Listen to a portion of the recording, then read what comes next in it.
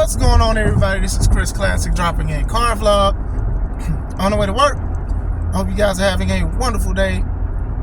God is good. If nobody tells you today, remember that God loves you, Christ loves you, and I love you as well.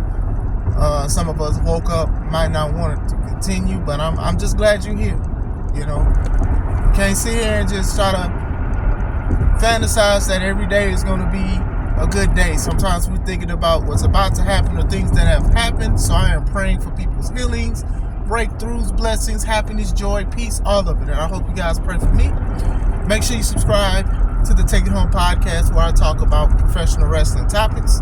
I interview wrestlers, got something trying to line up now, and I put my matches up as Classic Alpha. I am currently the One Sweet Deal champion, and now that's wrestling, which means I can compete for any belt that I want, anytime, any place. I'm happy that match is up to watch on the channel. Also, make sure you subscribe to my second YouTube channel, C3 Ultimate Wrestling, where we are getting ready for our next show, April 20th in Crown Point, Indiana, called Steel the Show, named after our C3 Ultimate Wrestling champion, D'Angelo Steele. I have been dropping updates. We got a theme song for the event. We also have 2 matches announced, and I will drop another announcement tomorrow. Alright, I wanted to talk about, outside of everything that's going on with Tony Khan, Jinder Mahal, Eric Bischoff, Twitter, and all that, I did actually want to talk about Samoa Joe versus Hook. And I wanted to give my thoughts and how I felt about it as well. Okay, am I looking forward to it? I actually am. I do like Hook, but we all know that Hook is limited, and I do think that they kept pulling him back because either he wasn't ready or they had nothing for him. Like, most of the time I forget that he's the FTW champion because, one, it's too many championships, and 2, he just walks around with it, and even though it's a big title, you just don't look or care for it. He's faced a couple people for it. I remember Jack Perry beat him, and then Hook won it back, and then that was it. We see Hook rarely. We see him rarely. So, him calling out Samoa Joe, that's not nothing new, and that even goes to the point of what even Tony was saying is asinine. Yeah, I use the $5 word, but it's asinine because it's like, a lot of your wrestlers literally just walk up to the champ and say, I want to face him, regardless if they have a good record or not. You know, I brought up Abaddon yesterday, and some people tried to validate Abaddon, not on my page, but on other stuff. But Abaddon didn't even wrestle yesterday in the Fatal 4-Way. It was Anna Jay. Like, I'm confused on certain things, but going back into it, like, I remember when Claudio was the ROH champion, and he said anybody want to face me or anything like that. And I remember Dustin came out, Dustin Rhodes, formerly known as Goldust. He came out of nowhere and said, hey, I never won this title, blah blah blah blah blah, and we should face each other. And for what I remember, it was a good match, but still, this goes into a big point, is that sometimes wrestlers just go out and say, hey, why don't you face me for that title? Or why don't you face me for that contendership? Like, this is nothing new. So for Tony to even do that was kind of crazy to me, because Hook, despite the fact that Hook has a 28-1 record, which don't really matter when you think of all the schemes of things, he did basically the same thing. He already has a belt. Why isn't he defending the belt that he has? And this isn't a knock at Hook at all. You know, Hook is very popular in AEW. It's very popular. So I'm not going to knock that at all. And I said I like Hook. Now, I did not like certain things that they were having him do when he did debut. When he debuted against Fuego del Sol. And obviously it was a quick match. Then he would go against bigger guys, like one of the guys from Bear Country. I know they don't go by that name anymore. I want to say Bear Brunson.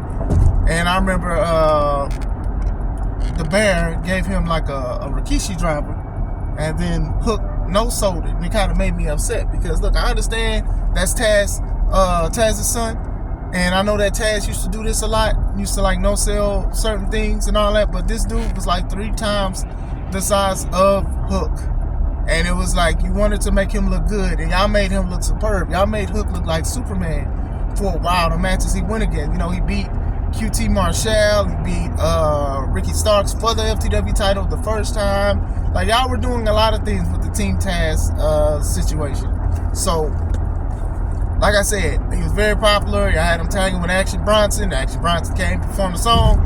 Like, y'all obviously are behind this guy and whatever like that. And, I think that he will continue to slowly but surely make a name for himself. I don't know if y'all want him to practice more or whatever like that, or maybe this is his test to go against one of the greatest wrestlers out there. Yes, Samoa Joe, Samoan Joseph, that guy from Samoa, whose name is Joe, is one of the best. You guys know that that's like one of my favorite wrestlers. You know what I'm saying? My take on him going against Samoa Joe is, I do expect it to be a good match. I don't think it should be an equal match.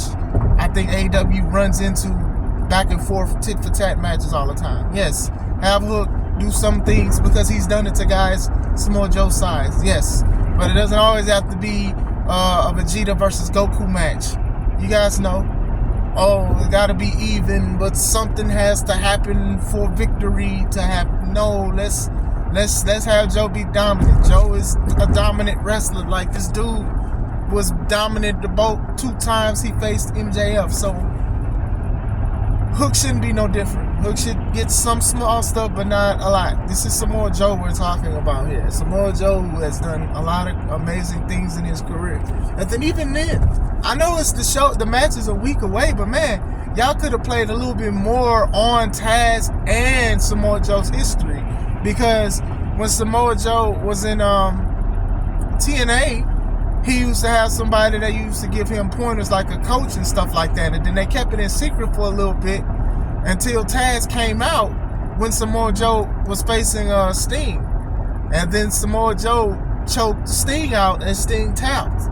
That's very rare for Sting to tap, by the way. But still, it was like Taz was his coach. And that was around the time Samoa Joe was doing like the Nation of Violence stuff and all of that. So now Taz was treating Samoa Joe like his protege/son. Now Taz has his son actually wrestling against the guy who they quote-unquote taught. Now, I know it's to a different company.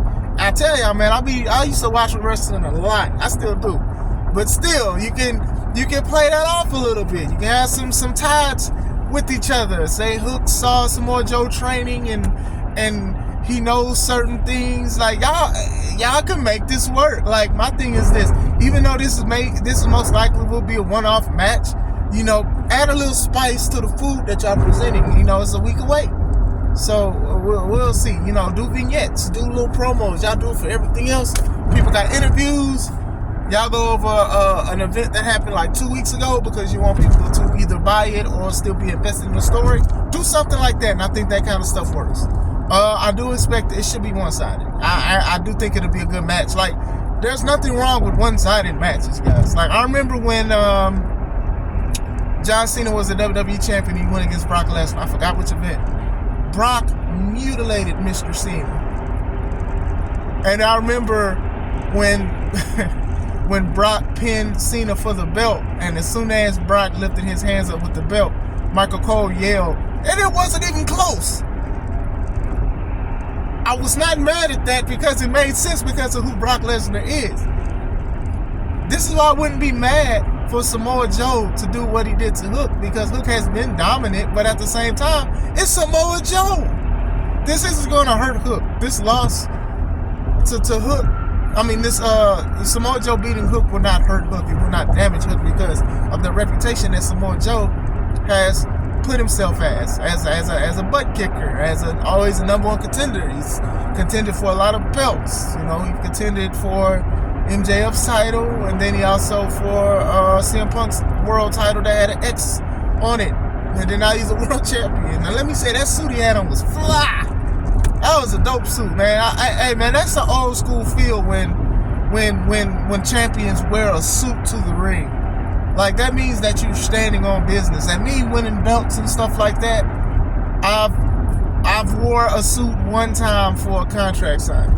I know, don't throw no tomatoes on me or whatever like that. But hey, man, that's just an old school aspect that I love and I do cherish. But yeah, I am looking forward to it. I don't even care about, oh, Hook just randomly showed up to get it. Tony shouldn't have tweeted about gender. Because this just happens in wrestling. People just show up and say, hey, let's fight. And people say, okay. It happens. Like, this is not nothing new. This isn't a discovery in professional wrestling. It happens in almost every company, independent scene, my company, your company. Your love is my love. Like, it happens a lot of places. So, curious to see what happens. What do you guys think? Are you looking forward to this match? What do you guys think of Hook? Do you like Hook? Do you not like Hook? What do you guys think of Samoa Joe? That's my guy. So, watch what you say about my homie. Let me know. This is Chris Classic. Let's take it home.